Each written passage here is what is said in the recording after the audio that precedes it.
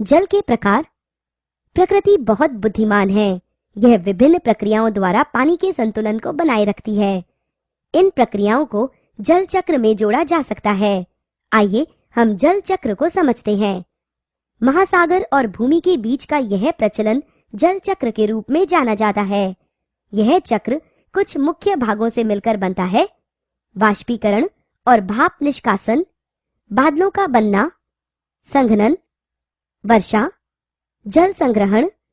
जल को सभी तीनों रूपों में प्राप्त किया जा सकता है जो धरती पर ठोस, तरल व गैस की अवस्था में है।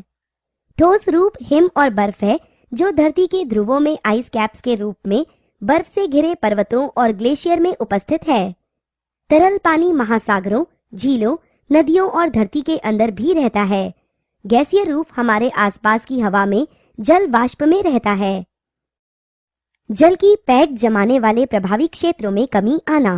हम देखते हैं कि शहरों में सड़कें पक्की होती हैं, जबकि गांव में ठीक इसके विपरीत कच्ची होती हैं। बरसा हुआ जल जमीन में समाये, इसके लिए शहरों में कोई प्रभावी क्षेत्र बाकी नहीं रह गया है। इसके परिणाम स्वरूप जल भराव और नालियों में बाढ़ की स्थिति बन जाती है। कंक्रीट के कारण पानी गांव की सड़कों की भांति जमीन पर नहीं समा पाता है। जल तालिका का अवक्षय। मनीष, क्या इस भूजल का अवक्षय हो सकता है? पिताजी, हाँ, जल तालिका नीचे आ सकती है यदि पानी वर्षा के जल से पर्याप्त ढंग से फिर से न भर पाए। मनीष, इस अवक्षय के कारण क्या है? पिताजी, इसके कुछ कारण हैं, मैं तुम्हें समझाता हूँ। आबादी, औद्योगिक और कृषि संबंधी गतिविधियों का बढ़ना, कम वर्षा जल की घुसपैठ के लिए प्रभावी क्षेत्रों में कमी आना। आओ इन सभी पर विस्तार से चर्चा करते हैं। भूजल एक महत्वपूर्ण जल स्रोत। मनीष, पिताजी, हम पानी कहाँ से प्राप्त करते हैं?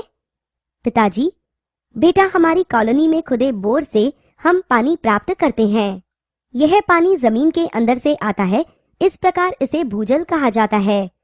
यदि हम गहरा और गहरा खोदते हैं तो हम उस स्तर पर पहुंच जाएंगे जहां सभी स्थान मिट्टी के कणों के बीच होता है और चट्टानों के बीच की दूरी पानी से भरी होती है। इस परत की ऊपरी सीमा को जल तालिका कहा जाता है।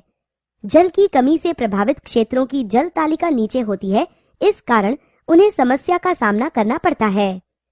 यह स्तर सभी स्थानों पर बराबर नहीं होता है। मनीष, लेकिन भूजल का स्रोत क्या है? भूजल बरसात से आने वाले पानीय झीलों और तालाबों से रिचार्ज हो जाता है। पानी मिट्टी के सहारे जमीन में बैठ जाता है और जमीन में गहराई तक दरारों को भर देता है। जमीन में पानी समाने की यह प्रक्रिया पैठ जमाना कही जाती है। मनीष, पिताजी, हम अपने गृह नगर में हैंडपंप और ट्यूबवेल से पानी प्राप्त करते हैं, क्या यह भी भूजल है? पिताजी, हाँ बेटा, भूजल जल तालिका के नीचे सख्त चट्टानों के बीच में संग्रहित रहता है। इसे जलीय चट्टानी परत के नाम से जाना जाता है। अल्पवर्षा। वनों की कटाई के कारण प्रकृति का संतुलन बिगड़ गया है। इसका सीधा असर जल चक्र पर पड़ता है।